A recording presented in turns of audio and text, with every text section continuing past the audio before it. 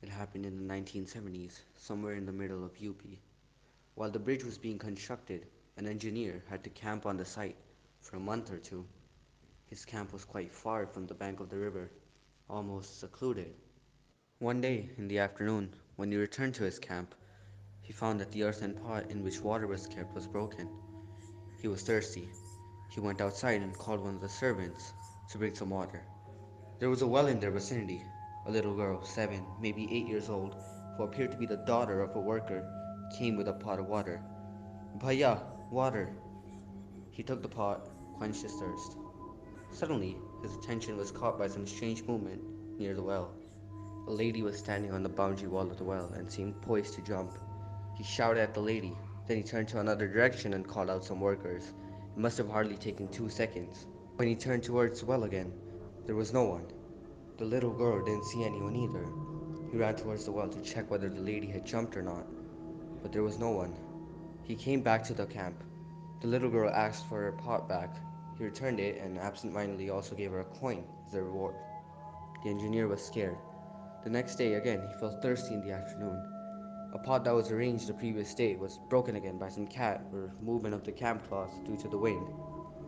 The little girl again came with the water. He quenched his thirst and gave her some reward. He was too afraid to even look in the direction of the well.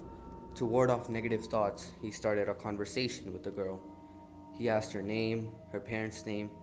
She told him that she lives near the distant tree line that marks the boundary of the village. She told him that her cottage was under a neem tree and her father was a farmer who grew watermelon. He asked the girl whether he had heard any story about ghosts or any spirits, particularly of a woman who might have committed suicide by jumping in the well. The girl started laughing. No, bhaiya, there are no ghosts. There is a chudal though. The engineer laughed too.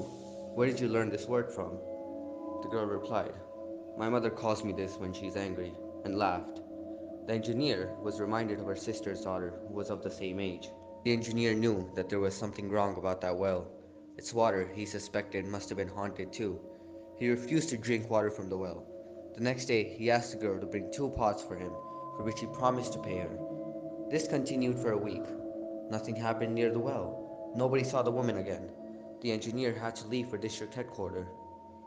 When he returned after a week, he didn't find the little girl. He inquired from the workers, but nobody knew about that girl. Then he walked towards the village near the tree line where the girl had told him her home was. After reaching the village, he inquired about a particular cottage under the neem tree. Nobody seemed to know anything, but after inquiring from several people, he suddenly recalled the girl had told him that her father's name was Malku. He asked an old man who said, yes, yes, there used to be a Malku. His cottage is under a neem tree, but nobody lives there. Malku died 10 years ago. He and his daughter were swept in the 1960s flood. The engineer laughed. He said that must be another Malku. Finally, he found a deserted cottage on the other end of the village. He went inside the cottage. It was abandoned. The thatched roof of the cottage was in tatters. The entire cottage was covered in dried neem leaves. He found a small earthen pot inside it. He picked it up. Something rang inside it. He upturned it. A chill went through his spine. In it were the coins he had given to that girl. The girl who used to fetch him water was not human. A woman who lived nearby told him that Malko and his daughter died many years ago in the flood. His son was almost the age of the engineer. Malko's wife committed suicide by jumping in the well a few months later. Now it is unnecessary to narrate any further. But one thing that we all need to learn from this story is that a pure heart is the most effective antidote against the supernatural.